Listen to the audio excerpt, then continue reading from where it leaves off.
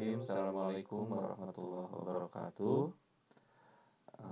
Pada pertemuan kedua untuk mata kuliah Microsoft Access 2016 yang akan saudara pelajari yaitu mengenai pengelolaan desain tabel.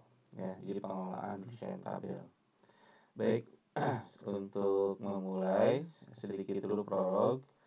Minggu kemarin kita sudah membahas bahwa untuk membentuk tabel itu ada dua cara, ya, yaitu melalui jendela data sheet view, jadi di mana kita memasukkan data inputan terlebih dahulu, baru nanti mengatur struktur tabel. Itu yang kemarin sudah kita praktekkan, yaitu menggunakan jendela data sheet view. Nah, minggu sekarang yang akan kita pelajari yaitu membuat tabel menggunakan desain view, ya, di mana kita membuat struktur tabelnya dahulu, baru kita akan nanti memasukkan data inputannya. Baik, untuk mempraktekannya, silakan dibuka database aksesnya, programnya. Kita akan membuat database baru, ya. Saya ulangi lagi, silakan dibuka aksesnya, kemudian ya, di bagian sebelah kanan ada blank desktop database, kemudian pilih blank desktop database. Nah, silakan sekarang dikasih namanya, file name-nya adalah kursus, ya, misalkan kursus underscore ini mahasiswa masing-masing. Jangan lupa tentunya jangan langsung klik tombol create, ya, tapi silakan kalian browse dulu for location-nya, ya. Location-nya di mana, misalkan kalian simpan di D atau di mana saja, silakan. Diusahakan untuk mata kuliah ini disatukan dalam satu folder yang sama, ya. Baik, itu contoh. Kalau sudah di oke, kemudian klik tombol create, ya. Jadi tolong diingat kemarin materi ada 4 istilah, ya, ada database, ada tabel, ya, ada field, dan ada record. Itu yang sudah dipelajari minggu lalu. Sekarang kita buat database-nya. Ya, database kumpulan tabel-tabel nanti yang saling berhubungan. Jadi nama database-nya sekarang kursus underscore ini. Jadi kemarin sudah saya jelaskan ketika membuat database, si akses, ya, program akses langsung secara default dia membuatkan satu buah tabel namanya tabel 1. Nah, minggu kemarin kan kita langsung isikan datanya, jadi inilah disebut dengan jendela data sheet view. Nah, kita sekarang akan coba pada pertemuan sekarang kita buat dulu struktur tabel. Struktur tabel itu kita akan menentukan. Jadi data itu kan jenisnya banyak, ya. Ada yang data jenisnya misalkan angka, ada data yang jenisnya number atau jenisnya teks tulisan, ada jenisnya tanggal. Nah, itu kita akan atur dulu. Baik, untuk mengatur struktur tabel di pojok kiri atas yang ada gambar segitiga hijau, ya. Nah, di sini ada data sheet view, jadi yang seperti sekarang. Nah, untuk membuat desain view, kalian tinggal pilih yang desain view. Sampai nanti muncul step S, table name. Jadi tinggal kasih nama tabelnya apa. Misalkan tabel yang pertama, silakan kalian kasih nama tabelnya adalah nilai, ya. Kalau sudah, klik tombol oke. Baik, demikian tampilan desain view, ya. Jadi seperti ini, jendela desain view, ada field name, ada data tipe, ada description, ya. Dan biasanya ada property sheet-nya muncul. Kalau tidak diperlukan dulu bisa di close, ya. Baik, penjelasannya seperti ini dulu. Nah, sini, ya. Jadi di bagian sebelah paling kiri ada field name. Jadi panel bagian atas berisi kolom field name, kemudian panel di bawahnya ada propertinya, ya. Kita dapat berpindah antara panel dengan menggunakan tombol F6 atau dengan mengklik. Jadi untuk seleksinya bisa diklik, bisa juga untuk pindah dari panel atas ke panel bawahnya bisa pakai F6. Baik, saya jelaskan satu persatu bagian kolom di bagian field name. Jadi pada kolom field name kita dapat memasukkan nama-nama field, sedangkan aturannya yang pertama, dalam sebuah tabel tidak boleh ada field yang memiliki nama yang sama, ya. Jadi nanti kalau misalkan fieldnya banyak, pastikan tidak ada nama field yang sama antara satu dengan yang lain. Aturan kedua, panjang nama field dapat terdiri dari 64 karakter, panjang sekali bisa, merupakan kombinasi antara huruf, angka, spasi, dan karakter khusus kecuali. Nah, ada kecualinya. Jadi tidak boleh nama field itu nanti mengandung titik ya karakternya, tanda seru, tanda petik atas, serta kurung siku buka maupun kurung siku tutup. Ya, jadi boleh apapun kecuali yang tadi 5 tadi ya. Titik tidak boleh, tanda seru, kemudian petik atas dan kurung siku. Karena ini nanti karakter-karakter yang biasanya digunakan untuk memasukkan rumus ya, ada rumus query namanya. Nanti kalian belajar biasanya akan menggunakan simbol-simbol seperti ini. Jadi nama field tidak boleh mengandung 5 tanda khusus yang ini ya. Baik. Nah, sebelah kanannya di sini ada data tipe ya. Jadi tadi sudah saya jelaskan sekilas. Jadi data itu kan jenisnya banyak ya. Ada data nanti kalau kalian masukkan data itu jenisnya hanya angka saja ya, karena misalkan harga gitu ya. Kemudian ada total pembelian ataupun misalkan dan lain sebagainya, itu jenisnya angka. Jadi kalian harus selektif nantinya, kira-kira harus bisa diprediksi kira-kira data yang masuk ini jenisnya apa. Jadi misalkan contoh di sini kan, kalau kalian perhatikan di sini, nah ini ada tipe data tuh banyak jenisnya ya. Ada short text, long text, sampai ada calculate maupun lookup wizard. Jadi nanti tugas kalian adalah memastikan bahwa field yang nanti kalian akan datanya diinputkan ke dalam tabel itu harus sesuai jenisnya dengan tipe data yang kalian pilih. Jangan sampai seperti ini, misalkan di sininya misalkan contohnya kalian di sini harga ya, harga. Nah, kalian di tipe datanya dipilihnya misalkan short text. Nah, dari tulisannya pun akan salah nantinya. Kalau harga kan pasti nampungnya bentuknya angka ya, sedangkan kalian pilih di sininya short text. Kalau text kan pastinya tulisan. Nah, seperti itu. Jadi kalian harus paham dulu jenis-jenis atau definisi atau fungsi ya, fungsi dari tipe data ini menampung data apa saja yang sesuai gitu ya. Nah, itu saya jelaskan sedikit. Nah, ini tipe datanya masih 2010 tapi kurang lebih hampir sama.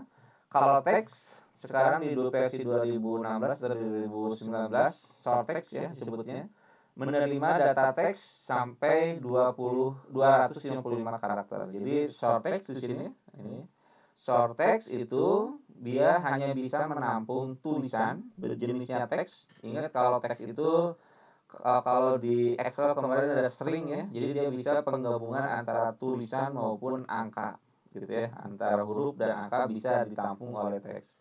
Tapi maksimal hanya 255 karakter.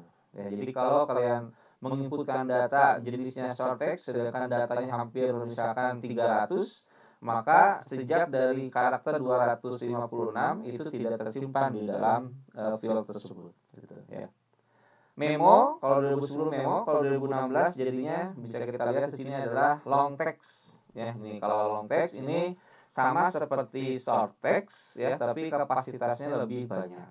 Ya, sampai 65.000 karakter. Oh, banyak sekali ya. Jadi sampai 65.000 karakter lebih gitu. Nah, jadi misalkan kalau contohnya abstrak misalkan ya, nanti buat tabel di dalamnya ingin masukkan abstrak ya, atau misalkan sinopsis film, itu bisa pakai memo tipe datanya. Number ini untuk menerima digit. Nah, jadi kalau tipenya angka, data yang nanti masuknya jenisnya angka, itu harus pakai number ya. Nanti number itu dibagi 5 pilihan. Karena ada number itu kan ada yang bilangan bulat, ada bilangan pecahan, ya. Bilangan bulat pun nanti dibagi-bagi lagi berapa daya tampungnya gitu ya. Datetime ya, misalnya datetime itu untuk menerima data tanggal dan waktu ya, nilai tahun yang dimulai dari tahun 100 sampai tahun 9999 ya, maksimalnya tahun segini. Currency, nah ini kalau biasanya kalau ingin memunculkan tanda simbol mata uang itu dimunculkan atau pilih datanya currency. Ya tentu saja kalau currency ini tipe datanya seperti number ya. Jadi harus angka kalau currency, tidak bisa menampung huruf kalau currency ya. Oke, currency. Jadi nanti kalau currency itu bisa memunculkan simbol mata uangnya. Apakah Rp gitu ya, rupiah atau dolar. Auto number, nah ini ya. Jadi kalau biasanya secara otomatis, tadi seperti ini auto number. Nah, apa sih auto number? Kemarin sudah sekilas saya jelaskan. Untuk menampilkan nomor urut otomatis, yaitu berupa data angka mulai dari 1 dengan nilai selesai. Ya, jadi kalau auto number, kalau kalian fieldnya dijadikan auto number, maka dia akan bertambah satu persatu secara otomatis. Tidak perlu kalian klik atau kalian ketikkan, dia akan menambah satu persatu. Biasanya dijadikan sebagai nomor urut ya, seperti kemarin ya. Nama mahasiswa pertama, mahasiswa kedua sampai ke 10 itu kan kalian tidak mengklik apapun, tidak mengetikkan apapun, dia menambah satu persatu ID-nya. Ada tipe data yes or no. Ini fungsinya apa? Tipe ini untuk menerima salah satu dari dua nilai, yes or no, true or false, atau on off. Ya, jadi ini biasanya kalau di bahasa pemrograman ada yang sebutnya boolean. Ya, jadi pilihan. Jadi misalkan apakah sudah bayar atau belum, checklist gitu ya. Kalau checklist itu yes, kalau tidak checklist berarti no ya. Itu biasanya seperti itu. Oleh objek ini untuk menerima data yang berupa grafik ya. Jadi kalau datanya berbentuk grafik, misalkan rekaman suara atau video ya dari aplikasi lain, itu bisa pakai oleh objek. Hyperlink, nah ini untuk menerima data yang berupa teks yang berbentuk yang berwarna dan bergaris bawah dan grafik, serta tipe data ini berhubungan dengan jaringan. Jadi kalau di mata kuliah kait 1 mungkin kemarin sudah pernah belajar ya hyperlink. Jadi kalau kalian klik tulisannya, maka dia ngelink ke file yang lain. Itu hyperlink ya, sama. Jadi misalkan alamat situs ya, alamat email itu bisa menggunakan hyperlink. Attachment ini untuk menerima data yang berupa file gambar, spreadsheet, dokumen, grafik, atau tipe file yang lain ya. Jadi attachment, jadi misalkan kalau kalian ingin menampung data yang ada dokumennya dari orang lain, diupload gitu ya, bisa menggunakan attachment. Lookup wizard ini untuk menampilkan satu dari beberapa tipe data dalam satu daftar. Data tersebut nanti kita ambil dari tabel maupun query yang ada. Itu beberapa tipe data yang bisa kalian gunakan di akses ya. Dan satu lagi nanti khusus ada calculate. Nanti dalam pertemuan selanjutnya saya khusus untuk membahas tipe data calculate. Baik, itu kurang lebih penjelasan ya. Jadi tipe data. Jadi tugas kalian nantinya adalah untuk memastikan tipe data yang kalian pilih itu harus sesuai dengan ketika nanti data diinputkan. Jangan sampai tadi yang saya contohkan, nanti misalkan field name-nya harga, kalian masukkan di sininya misalkan short text. Itu kan tidak sesuai, pasti error nanti datanya. Ya, karena kalau short text ya, kalau pakai short text tidak apa-apa. Misalkan gini, contoh. Ya, jadi kalian jangan sampai tanggal misalkan ya, di sini tanggal pembelian. Kalian isi dengan menggunakan number. Nah, pasti error karena number kan hanya angka saja. Sedangkan kalau tanggal misalkan perlu ada garis miringnya. Jadi pastikan tugas kalian adalah menganalisa nantinya kira-kira data yang nanti masuk ke dalam tipe data atau data yang kalian sudah tentukan itu sesuai gitu ya. Baik. Number.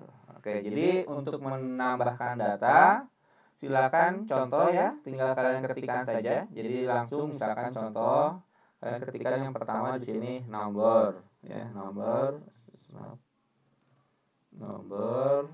kemudian apalagi nama peserta, ya, misalkan ya, nama underscore peserta gitu ya. Tipe datanya jangan lupa, misalkan number auto number, kemudian nama peserta short text ya. Dan lanjutkan selanjutnya, misalkan ini sudah saya buat seperti ini. Jadi silakan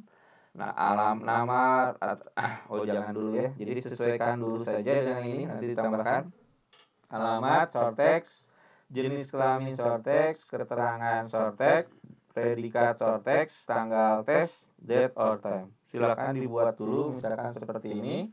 Data-datanya ya, data field name sama data tipenya ya. Baik, kalau sudah, nah, misalkan ada yang salah ya. Jadi kita mulai dari awal lagi. Misalkan untuk menghapus field bagaimana? Misalkan field jenis kelamin ingin kita hapus ya. Jadi jika kita ingin menghapus field yang sudah dibuat, maka dapat dilakukan dengan langkah-langkah berikut. Jadi nanti tinggal kalian klik kanan ya, kemudian pilihlah delete rows ya. Jadi seleksi field yang akan dihapus dengan cara menempatkan pointer di sebelah sisi kiri ya, biasanya di sini. Kemudian sampai pointer berubah dengan menjadi tanda panah. Kemudian klik kanan dan pilih menu delete. Ya, jadi tinggal kalian klik kanan, nanti pilih delete rows. Oke. Silakan di delete, nanti biasanya ada menu dulu ya, pesan keterangan apakah mau dihapus atau tidak, silakan dihapus saja. Ya. Nah, sekarang misalkan ingin menyisipkan field. Ya, jadi misalkan di antara alamat sama keterangan, kita ingin memasukkan satu buah field baru lagi. Ya, jadi jika kita ingin menyisipkan suatu field, maka dapat dilakukan dengan langkah seleksi salah satu field yang akan disisipkan dengan cara menempatkan pointer di sisi kiri sama seperti tadi ya, sampai pointer berubah jadi tanda panah. Kemudian klik kanan, pilih insert rows ya. Silakan dipraktekkan di bagian keterangan ya, klik kanan insert rows, nanti akan muncul di bagian atas keterangan satu buah baris baru yang kosong. Kalian ketikkan, mencoba nama fieldnya adalah rata underscore rata, kemudian pilihlah number ya. Silakan, itu untuk menyisipkan satu buah field baru ya. Jadi itu kalian sudah bisa menambahkan dari awal ya, menambahkan menghapus field dan menyisipkan field. Nah, nanti untuk tipe data number ya, untuk tipe data number itu dibagi, misalkan contoh yang ini ya. Tipe data number rata-rata kan number ya. Jadi kalau number itu setidaknya nanti dibagi ada 5 ya, 5 jenisnya ya. Jadi kalau number karena sifatnya spesifik nantinya dibagi 5 nanti. Ada yang byte. Kalau byte ini memberikan nilai integer, bilangan bulat ya. Jadi kalau saya bilang integer itu bilangan bulat dari 0 sampai 255 dan tidak termasuk pecahan. Ya, jadi kalau kalian pilih nanti di bagian bawah, nah di bagian bawahnya misalkan saya pilih bytes, berarti nanti rata-rata itu hanya bisa menampung tadi antara 0 sampai 255 dan tidak termasuk pecahan. Jadi kalau kalian misalkan menginputkan 72,55, nah 0,55 itu tidak akan tersimpan kalau kalian pilih yang byte. Gitu ya. Ada desimal, nah kalau desimal ini bilangan desimal pecahan ya bisa. Integer, long integer ini sama seperti byte ya untuk bilangan bulat tapi kapasitasnya lebih besar ya. Integer di sini sampai 32.000 lebih ya, dan long integer sampai 2 miliar gitu ya. Jadi pokoknya pada dasarnya kalau angka ya number itu dibagi dua, ada bilangan bulat itu bisa pakai pilih byte, integer ataupun long integer. Sedangkan kalau ada yang pecahan ya, jadi kalau kalian perlu pecahan ada komanya gitu ya, bisa pilih yang single maupun double ya. Tentu saja dari segi kapasitas double lebih besar kapasitas daya tampungnya ya. Kurang lebih seperti itu. Baik, untuk slide penjelasan pertama demikian dulu, nanti kita lanjutkan mengenai primary key. Terima kasih.